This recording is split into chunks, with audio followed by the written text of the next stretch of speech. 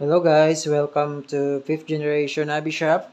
Quick review lang tayo ng unit ni Ma'am Hazel. Glock 18C. Okay, with full automatic features. Ayan, so this is the switch for semi and full automatic, and then semi-automatic. Okay, Glock 18C Gen 4. WE made in Taiwan. Ayan. So ayan ang itsura niya. Ayan. Glock 18C Gen 4. Ayan. Okay. So, yung magazine capacity is 24 rounds. Lagyan natin ng gas.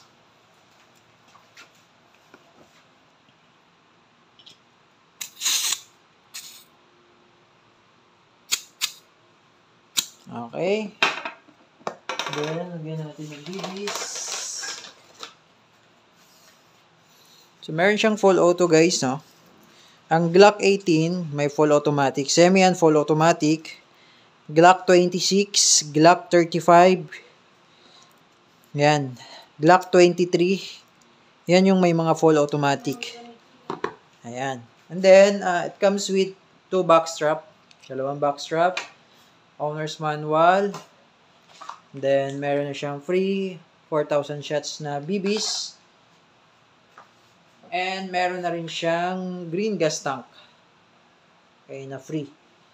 Okay, so ito ay unit ni Ma'am Hazel. Glock 18C. Ayan, Glock 18C. Okay.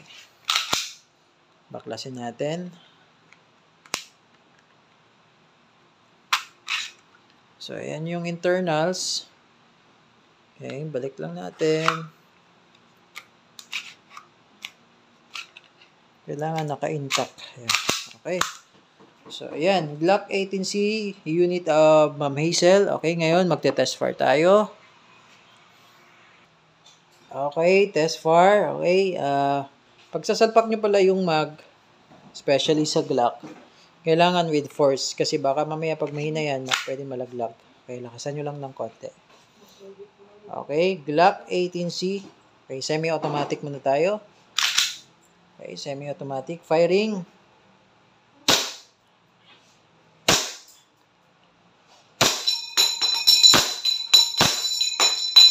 And then, full automatic. Baba mo lang yung switch. Ayan, rapid firing. Firing.